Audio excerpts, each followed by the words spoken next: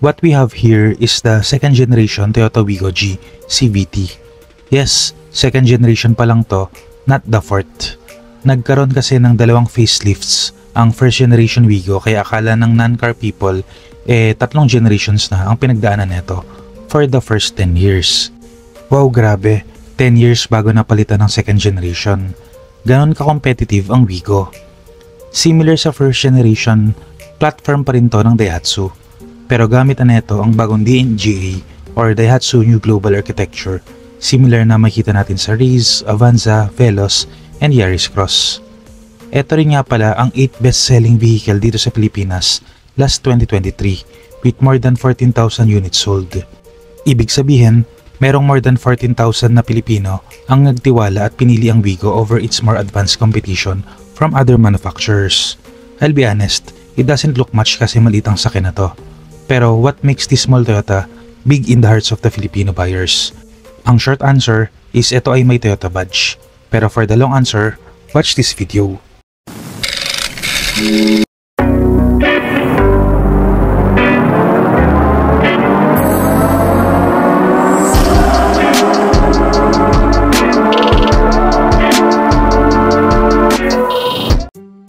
Before I go on, kung mahilig ka sa Philippine car news and reviews, I would appreciate it if you can consider giving a like on this video and subscribing to the channel. I post one video a week sharing my thoughts and opinions regarding Philippine cars. Maliit na bagay yan para sa inyo pero napakalaking tulong yan para lumago ang channel na to so that I may also know the interests of the Filipino consumer. Looking at its front profile, similar to sa design language na makita natin sa mga new vehicle releases ng Toyota, which I must say, I really like. Makanto at napakaangas yet aerodynamic pa rin naman to maximize fuel efficiency. For the G model that we have here, meron na rin tong LED headlights and fog lamps. Pero, take note lang sa LED lights ng Toyota at this price point. They are not the best of course, expected naman yun. Okay and good enough naman to for most drivers. Pero merong mga drivers lalo na yung mga medyo malalabong mata, hindi masyado nagustuhan ang mga stock LED lights ng Toyota, lalo na sa mga daan na hindi ganoon kaganda ang street lights. Merong chrome accent to in the front for aesthetics, which looks good naman. Not so much so okay kahit hindi ako ganoon kagusto ang chrome. And aside from that, nothing notable to speak of dito sa harap, which is okay considering its price point. Overall, this new look of the second generation is better than the first one if you ask me. Taking a look under the hood, dito natin makita ang 1.0 liter 3-cylinder engine na nagpapatakbo ng Wigo. With 66 horsepower and 89 Nm of torque, obvious na hindi ito mabilis or malakas ang hatak. Hindi man lang umabot ng 3 digits ang any of those figures. Pero trust me, that is more than good enough for city or short distance driving, which I assume 99% ng buyers nito ganun ang gagawin. Sa stop,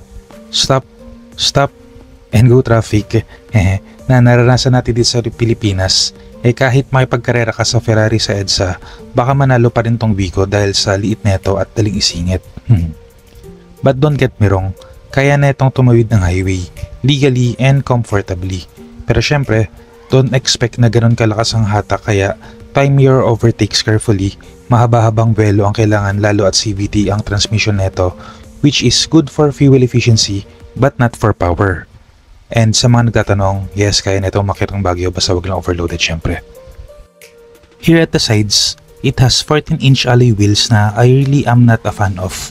Para kasing old school ang design neto lalo na with its silver color. Sana ginawang dark ng konti pero well, it is what it is. Madali naman tong palitan kapag may extra budget, lalo at maraming 4 holes na 15-inch wheels na galing sa Vios. Disc brakes in the front and drums at the back, okay na yan for stopping power. Huwag maghanap ng disc brakes sa likod dahil magastos yun kapag kinailangang palitan na. I am surprised sa ground clearance netong Wigo. Usually 133-140mm ang ground clearance ng mga sedan, pero itong Wigo na small hatchback has 160mm of ground clearance. For sure, merong mga magsasabi na sana mas mababa para mas maporma, pero buyers of this vehicle are practical and will surely prefer more ground clearance that we have here, rather than more porma. Again, kung gusto mong papugiin to at may extra budget, I suggest side skirts na lang rather than lowering springs. Mas mura yun and mas practical in the long run. At the back, I'm not sure kung bakit nagandaan ako dito kahit plain lang tignan. Pero I think its simplicity kahit plain ang design nito appeals to me. Unlike sa harap, I don't think naka-LED na ang mga ilaw neto, which is okay I guess.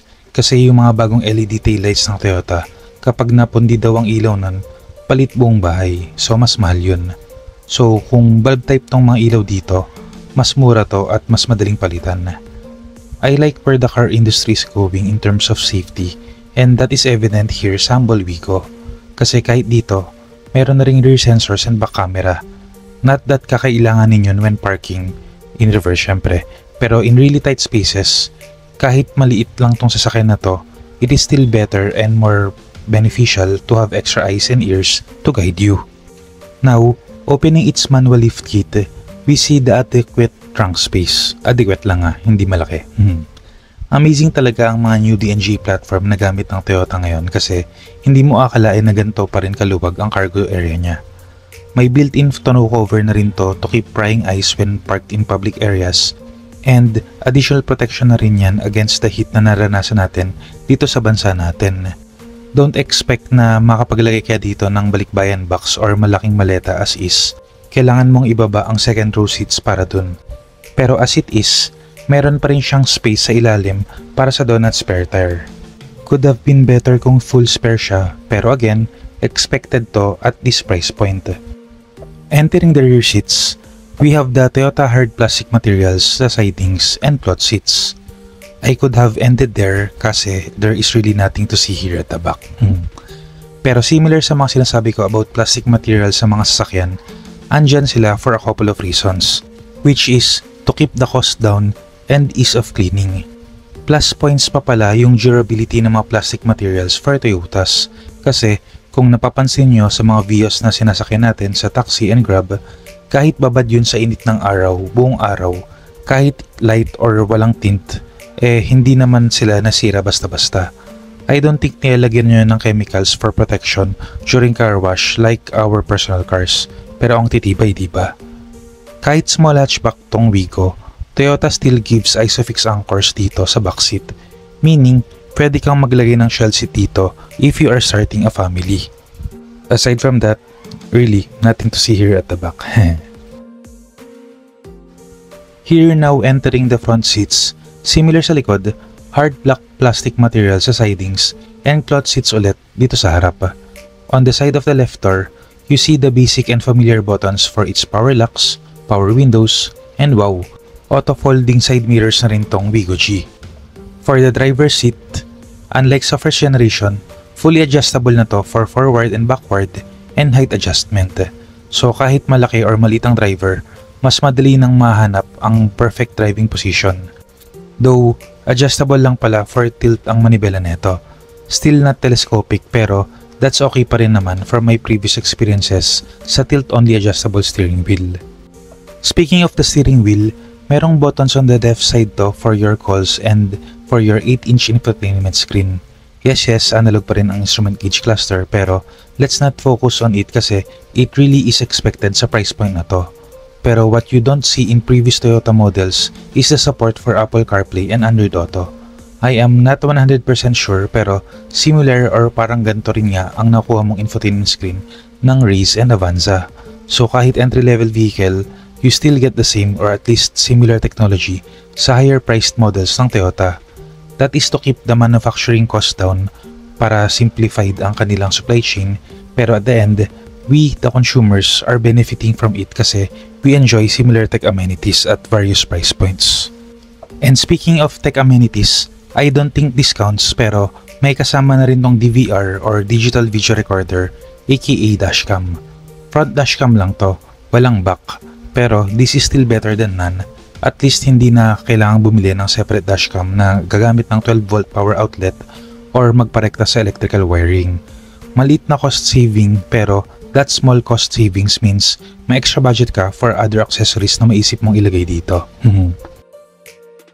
As of this video's release, the Toyota Wigo G 1.0 CVT retails at 729,000 Philippine peso. Yes, malaki na ang tinaas ng Wigo from its first release more than a decade ago. Pero that just means inflation is a real thing. Pero in fairness, malaki na rin naman ang in-improve neto which somehow justifies the increase in cost. I also have a video for the E or yung middle variant netong Wigo that is 45,000 pesos cheaper. Usually, mid-grade variants are the best bang for the buck or pinasulit. Pero in the case of Wigo, I think that 45,000 is better spent on this G model instead. Yung power folding side mirror pa lang and dashcam, bawi ka na. Then, dagdag mo pa dun yung LED headlights and fog lamps.